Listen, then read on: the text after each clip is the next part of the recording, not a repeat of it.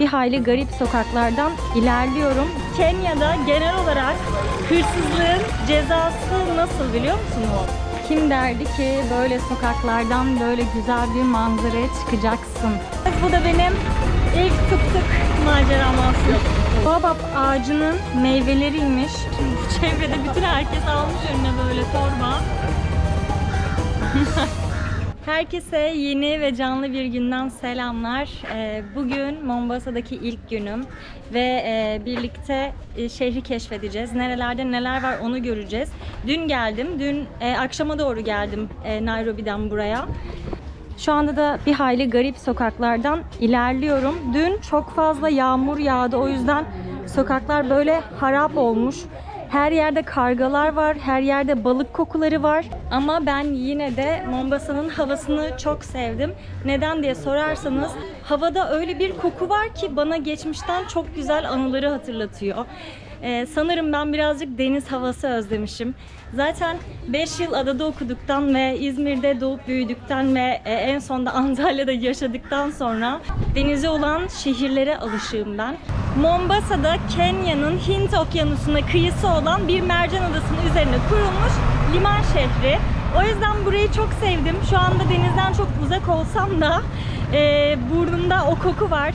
Tam bir ada havası var ama çok sıcak. Gerçekten çok sıcak. Nairobi'de ve Kenya'nın diğer şehirlerinde gün içerisinde yine böyle bir sonbahar havası geldiği için ara ara uzun kollu giydiğimiz oluyordu. Ama burada mümkün değil. Burası gerçekten Antalya'nın Temmuz ayı gibi çok sıcak. O yüzden bilmiyorum yani, Antalya'dan Antalya'ya gelmiş gibi hissediyorum şu an. Türkiye'de havalar birazcık soğumaya başladı diyebiliyorum. Gerçekten soğuk havayı hiç özlememişim. Yani burada sıcaktan pişmeyi soğuktan üşümeye tercih ederim galiba. Her yerde karga var, her yerde. Hello.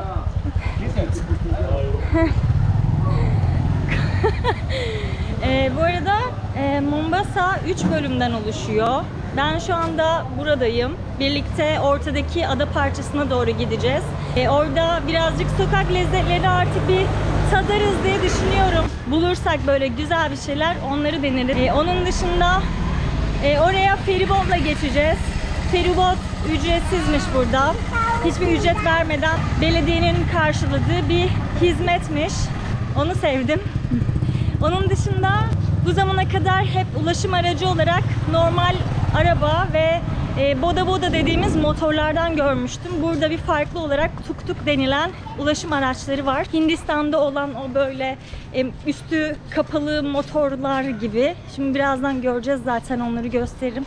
Öyle şimdi sıcaktan pişerek şehri dolaşmaya gidiyorum.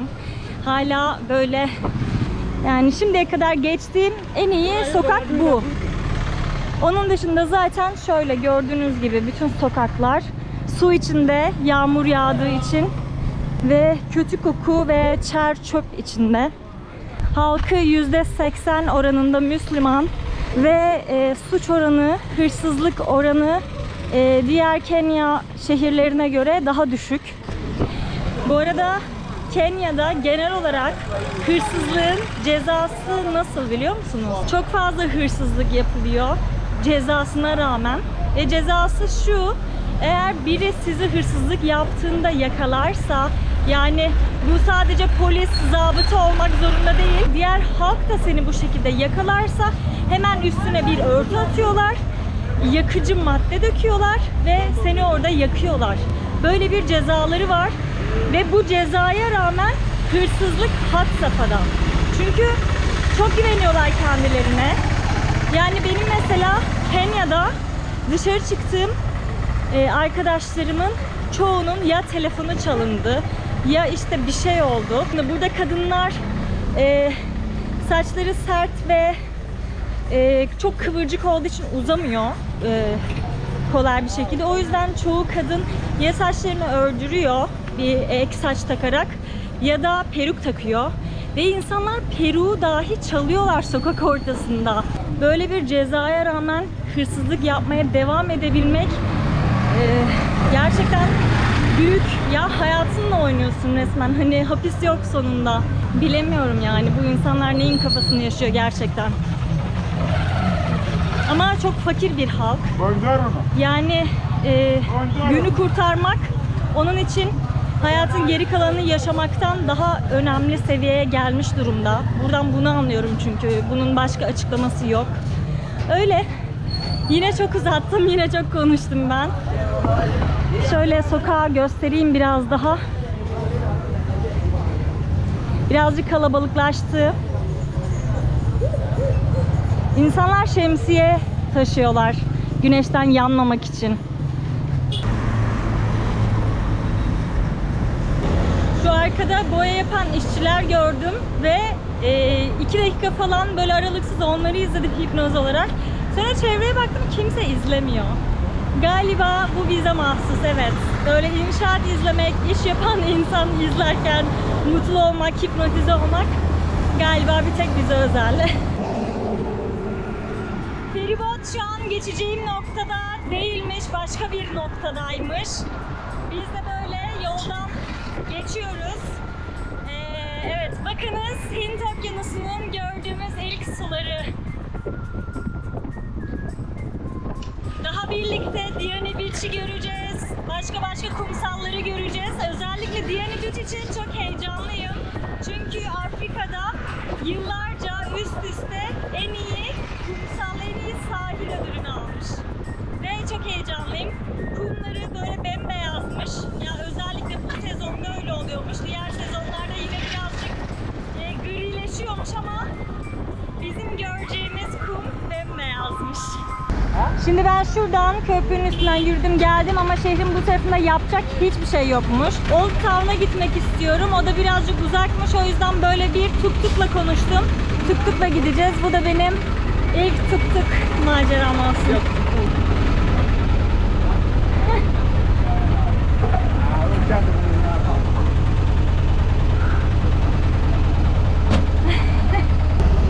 Birazcık gürültülü ve çok sallanıyor giderken ama yine de Kenya'nın o sıcak havasından sonra böyle tuk-tukla rüzgarlı bir yolculuk mükemmel oluyor.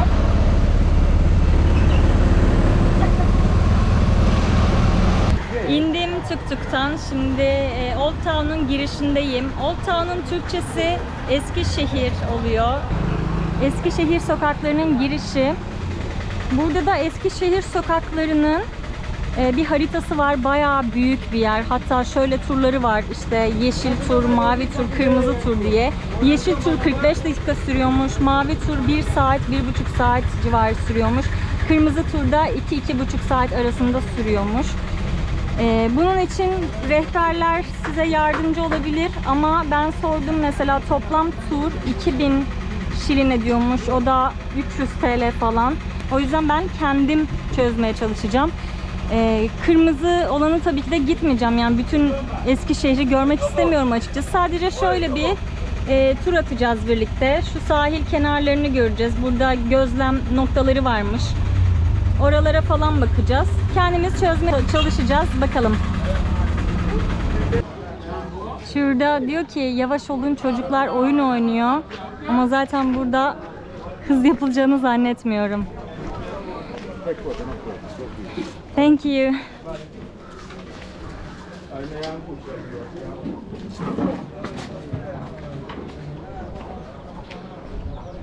Kim derdi ki böyle sokaklardan böyle güzel bir manzaraya çıkacaksın. Burası harabe. Ama muhtemelen böyle otel motel bir şeyler yapıyorlar buraya. Hello.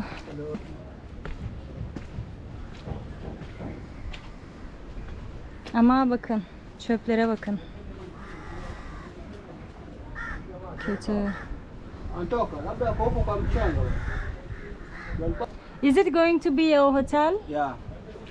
Burası otel olacakmış dediğim gibi. Ama herhangi bir plajı yok buranın. Plajlar şu tarafta. Çok güzel plajlar ama. Aynı sokakta şöyle bir ev var. Bu evin ismi Leven House. Mombasa'ya 1824 yılında gelen bir İngiliz gemisinin isminden alıyormuş ismini.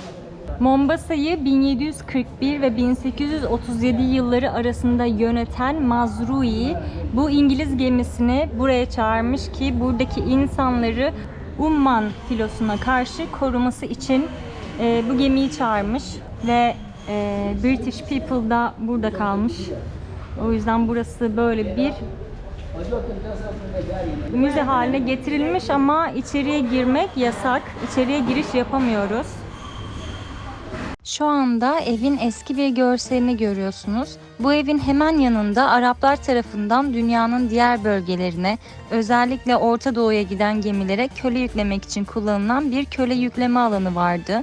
Köle ticaretinin gelişmekte olduğu bir dönemde Kenya'nın doğu kıyısını yöneten güçlü Mazrui ailesine ait bu işletmede 1824-26 yılları arasında İngiliz deniz subayları Mombasa'da bir koruyucu olarak yönetimi yürütmeleri için emir aldılar ve memurlar bu nedenle evi köle karşıtı bir ticaret üssü olarak kiraladılar. Selam tekrardan. Ben Eskişehir sokaklarında, Old Town'da birazcık yürüdüm. Ama açıkçası size böyle gösterecek ultra bir şey göremedim. Bildiğiniz eski kale sokakları gibi bizim Türkiye'deki. Böyle bir yere geldim. Saat 5 olmak üzere akşam. Ama hava hala çok sıcak. O yüzden birazcık gölgede durmak istedim. Bir çay içeyim dedim. Ama bu çayı içerken çay bardağında içmeyi ne kadar özlediğimi fark ettim. Şimdi bu çayı bitireceğim. Ondan sonra havanın biraz daha serinlemesini, güneşin birazcık daha azalmasını bekleyeceğim. Ondan sonra devam edeceğim. Bugün maalesef feribota binip diğer tarafa gidemiyoruz. Çünkü o da bayağı zaman alan bir şey. Feribot aslında çok kısa sürüyor. Bir maksimum 10 dakika falan sürüyor ama saat 5 oldu. O yüzden çok hava kararmadan da eve dönmek istiyorum. Şu yakınlarda böyle bir sokak lezzetlerine bakalım istiyorum. Nerede ne satılıyor, daha önce yemediğim, görmediğim bir şeyler varsa onları denemek istiyorum. Buraya gelen ve benim de takip ettiğim bir arkadaşım var. O burada içtiği Hindistan cevizi suyunu çok önermişti, videolarında falan da söylemişti. O yüzden bir Hindistan cevizi suyu denemek istiyorum. Mombasa'yı hava olarak çok sevdim. Sıcaklık dışında. İnsanları bana Kenya'nın diğer şehirlerinden daha sıcak geldiler. Kendimi daha çok böyle evdeymiş gibi hissettim. Bilmiyorum, bu Türkiye bir Müslüman ülkesi olduğu için ve buranın %80'i hatta belki de daha fazlası Müslüman olduğu için ister istemez böyle kültürel olarak bir yakınlık hissediyorsunuz. Çünkü insanların davranışları, insanların bakışlarında bile o tanıdık ruhu hissedebiliyorsunuz aslında. Zaten ada hayatı gibi geldi burası bana. Böyle küçük, kendi içinde özgür bir yaşantısı olan, kimsenin de kimseye çok fazla karışmadığı, hoşgörülü olduğu topraklar gibi geldi bana. Tabii bu Mombasa'da ilk günüm. Diğer günlerde beni neler bekliyor bilmiyorum. Ama hala heyecanlıyım. Mombasa'nın diğer yerlerini görmek için, plajlarını görmek için ve yüzmek için çok sabırsızlanıyorum. Heyecanlıyım. Sonunda hava birazcık daha düzeldi. O yüzden ben de şimdi çıktım sokaklara. Burada bir tane kokonatçı buldum, Hindistan cevizci, ama kimse yok. Şuralara da falan da bakayım.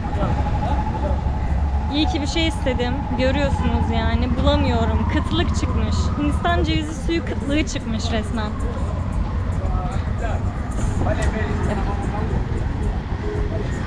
Bakın haritaya tekrardan geldim. Şöyle şeyler buldum.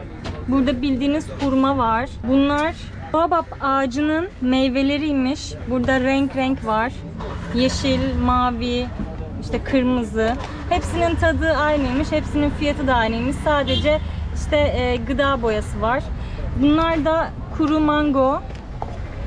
Bu da kırmızı olanı. Bunlar da yine aynı tat, aynı şey. Ben şunu çok merak ettim. Mavisini alacağım. Bunları merak etmiyorum. Mangonun tadını biliyorum. Ama boabab ağacının meyvesini ilk defa yiyeceğim. Şimdi bunu deneyeceğiz beraber. Boabab ağacının meyvesi ama üstüne ne koymuşlar hiçbir fikrim yok. Gıda boyası. Tatlı bir şeymiş. Ama görünüşü ekşi gibi. Do you like it? Burada böyle arkadaşlar edindim. Do you mind if I show you? Böyle. Herkes kafasına göre takılıyor. Burada şeyi çok tüketiyorlar. Yemen otu var ya, böyle çiğneyip yanaklarında biriktirip böyle gün içerisinde daha sakin kalmalarını sağlayan bir ot var. Onu tüketiyorlar. Şimdi bu çevrede bütün herkes almış önüne böyle torba. İçinde yapraklar. Sakin sakin onları şey yapıyorlar. Biz de konuştuk böyle. Türkiye'yi bayağı seviyorlarmış. That's bamboo tree. That builds your calcium. You know that, huh? Calcium. Good for calcium.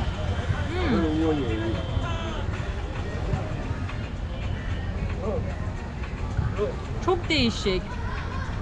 Ve ekşi tatlı tadı var.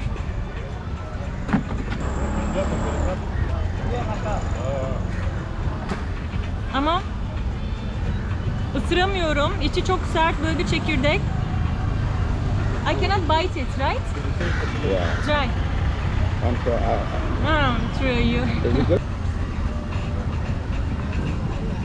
Çok garip. Dişim yapış yapış oldu. It rebuilds your calcium, huh?